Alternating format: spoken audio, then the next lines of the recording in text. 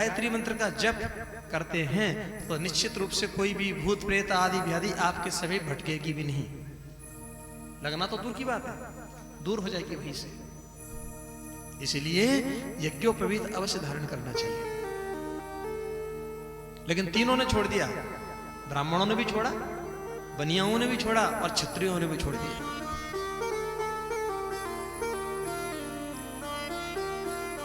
आज इनका यज्ञोपवीत हुआ। यज्ञोपवीत के समय जब दक्षिणा दी जाती है गुरुजी को, तो गुरुजी को भगवान वामन ने दक्षिणा दी। बोले महाराज लो दक्षिणा पकड़ो। बृहस्पति जी बोले भैया मैं त्रिलोकी का गुरु हूं, ये छोटी सी दक्षिणा से मेरा क्या होने वाला है? हाँ मेरा लिफाफा बहुत बड़ा होना चाहिए। तो कहा महाराज मैं तो बहुत छोटा आदमी हूं, बड़ा बताओ बड़ा यजमान वहां से लाके दे दूंगा। बोले इस समय बहुत बड़ा यजमान है बलि। वह बलि जिसने स्वर्ग पे आक्रमण किया, उसके बाद में 99 यज्ञ वो कर चुका है, 100वां यज्ञ उसका होने वाला है। और वह ब्राह्मणों को खूब दान देता है, इसलिए तुम जाओ और वहां से दान लेकर के आओ। कैसा दान? बोले त्रिलोकी की भिक्षा मुझे चाहिए। ठीक है महाराज प्रयास करता हूं। ये गए हैं इधर। इनको बोले ऐसे नहीं, तो माताजी ने कौपिन पहनाई लंगोटी। फिर दिशाओं का जो स्वामी है उसने एक छत्र पकड़ा दिया। बोले धूप में कहां जाओगे, इसलिए छाता ले जाओ। ब्रह्मा जी आ गए, ब्रह्मा जी ने अपना कमंडलू दे दिया। महाराज कमंडल पहन लो। और सप्तऋषियों ने कुशा का एक आसन बना के भगवान वामन को प्रदान कर दिया। कुशा का आसन जो सबसे पवित्र माना गया है, या तो कंबल या फिर कुशासन, ये सबसे पवित्र माने गए हैं दोनों। अक्षमाला महाराज सरस्वत्या वजात्मना।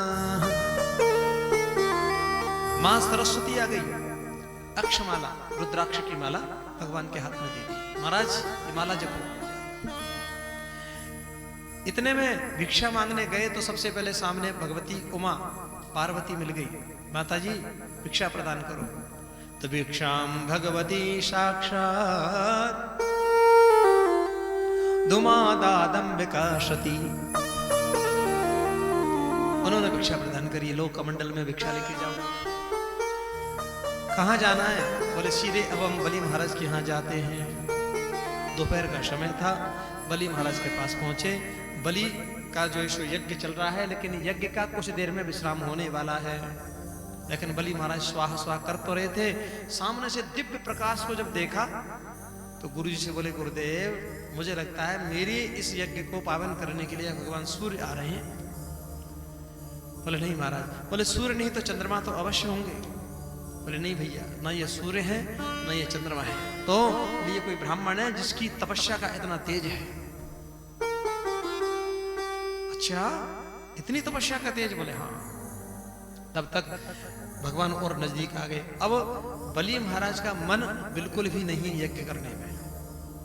वो क्या गुरुजी पहले स्वाहा कर देते हैं, बलि महाराज बहुत देर बाद में आहुति डालते हैं। जबकि आहुति स्वाहा के साथ पढ़नी चाहिए, तभी वो स्वाहा ले जाकर के उस देवता को प्रदान करेगी जिस देवता को हमने आहुति दी है। इसलिए स्वाहा के साथ ही पढ़नी चाहिए। तत्पश्चात बलि महाराज बोले महाराज, शुक्राचार्य जी बोल पड़े जिनके गुरु जी हैं। शुक्राचार्य जी बोले बलि महाराज इस समय आपका चित्त ठीक नहीं है। ऐसा करो यज्ञ को विराम दो और ब्राह्मण की सेवा करो। हाँ गुरुदेव यही ठीक है। तो यज्ञ को तो वहां विराम दिया और सामने से आ गए श्री वामन भगवान। बलि महाराज कह रहे हैं स्वागतम ते नमस्तुभ्यम ब्रह्मन् किं करवामि ते ब्रह्मर्षीणां तपः साक्षात् मन्ये त्वार्य वपुर्धरम्। स्वागतम सुस्वागतम, पधारिए महाराज, आप आए, बड़ी कृपा करिए। साक्षात तप की मूर्ति हैं आप। मन्ये त्वार्य वपुर्धरम्, दिव्य। देखा ब्रह्मर्षीणां तपः साक्षात्, मुझे ऐसा लगता है साक्षात तपस्या ही मेरे घर पधार गई है क्या? मुझे लगता है अद्य नः पितरस्तृप्ता अद्य नः पावितं कुलम्। आज मेरे पितर भी तृप्त हो गए होंगे महाराज आपके आने से। मेरा कुल पवित्र हो गया प्रभु। कैसे? बोले अद्य स्वष्टि कृतरयहं यद भवान आगतो ग्रहान। हे प्रभु, आपके आने से मेरा घर कुल सब कुछ पवित्र हो गया है। बड़ा प्रसन्न हो रहा है बलि। प्रभु अब बताइए मैं आपकी क्या सेवा करूं? भगवान यशो माला जप रहे, बोल नहीं रहे कुछ भी। इन्होंने बहुत देर तक समझाया, महाराज आपको क्या दूं, बताओ क्या चाहिए आपको? गुरु जी की ओर इशारा किया, गुरुदेव ये ब्राह्मण बोलता क्यों नहीं है? गुरुदेव ने कहा तुम्हें दिख नहीं रहा? ब्राह्मण माला जप रहा है और महाराज जपते जपते क्या तुमसे बात करेगा? जब तक उसका सुमेरु ना आ जाए, सुमेरु आने के बाद तो बात होगी भाई। ओहो, तो इनकी श्रद्धा और ज्यादा उमड़ पड़ी। ऐसा ब्राह्मण है? बोले हाँ बिल्कुल कर्मनिष्ठ ब्राह्मण है।